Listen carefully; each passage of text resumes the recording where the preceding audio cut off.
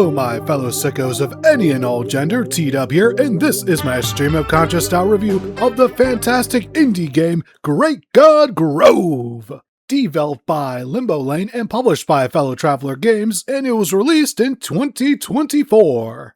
Just to note that there will be spoilers, which I usually do not state, but in the case of something this obscure, my recommendation is to go out and play this game, then come back to this review. You'll thank me later, trust me. Now, on to the game proper. We start with our nameless protagonist, only referred to as Cool Hat and Godpoke, on their way to the titular Grove of Greatness for a vacation when an object falls into the boat. This is the Megapon, and it has the ability to absorb and shoot out objects and phrases. And yes, this will be our tool for solving puzzles throughout the game. Right away, you can tell the art style Limbo Lane implemented is goddamn gorgeous, and this is just the boat! Our first stop is the Cove, home of our first god, Miss Mitternacht. She is heartbroken due to the rude letter she got from her partner King, who was to ascend to godhood but has instead disappeared. With some help from King's best friend Razmataz, we're able to heal Miss Mitternacht's wound, but not before meeting a very important group of people. The Busy Boys, a group of useless detectives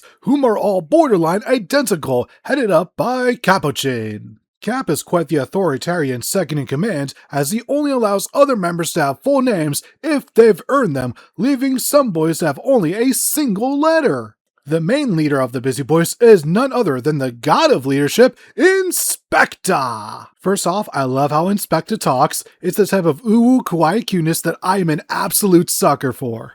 Anyways, his whole thing for this game is to give the Godpoke letters King sent out to the other gods, and it's up to said Godpoke to set things correct. The problems we'll be running into in our adventure include ritual sacrifice to appease an angry god, censoring gay romance in a play to appease a network representative, and straight up motherfucking fascism. Yeah, after a little while, this game really stops fucking around. You might be wondering how King is able to pull all of this off, and the answer is simple. It was never King, it was Inspector with help from the easily manipulated Busy Boys. Thankfully, you're able to create a full-on revolt with all but one leaving the group. That one being Capuchin, who is obsessed with being loyal to Inspector until the very end, until you help him realize that he's being played like a fiddle. From there, we finally get the big reveal that Inspector wants the great chasm in the sky to open up and swallow all the other gods into it so he can be the only one ruling over the Grove. We of course put the kibosh on that plan with help from said deities and a reunited Busy Boys.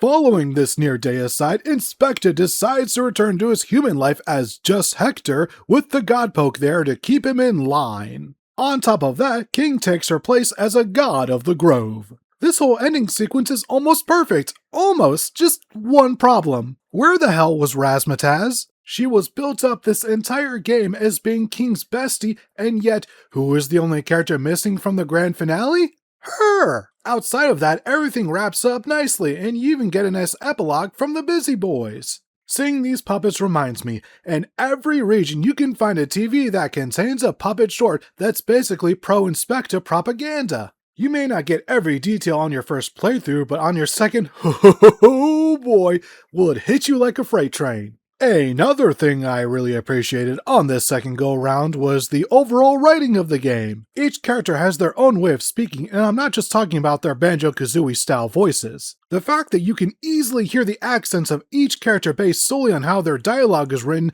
just shows how well thought out they all were. Same goes for the gods the player meets throughout the game. Each one is extremely well designed in both appearance and dialogue. Plus, each one's individual home perfectly reflects their personality. I also have to give props to how well each area looks. Each region of this game is a feast for the eyes. It really is bullshit how overlooked this game is. Go to Helheim, Call of Duty. This game should be getting your sales numbers. The music also rules. Each area of the Grove has its own distinct vibe. Just take a listen.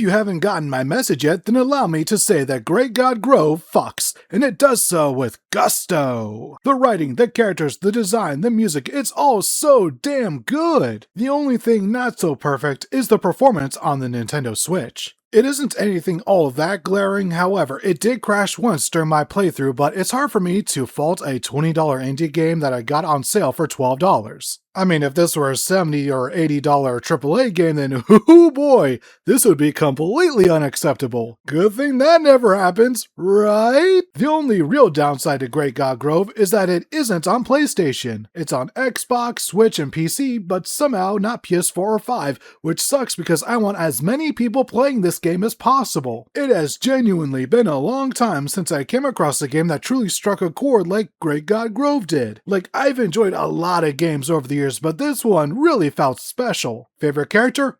Huzzlemug. She's a living Dr. Seuss character with a nonsensical vocabulary to match. Runner-up goes to Busy Boy P, who has my favorite character arc in the game, which I will not spoil for anyone who has yet to play this game. Favorite region is Hobbyhoo for its music and vibes, plus it's the gayest region in the game, so how could I not? Runner-up goes to Buzzhuzz because of its strong stance against authoritarian regimes and lesson of not completely idolizing the past with rose-tinted glasses.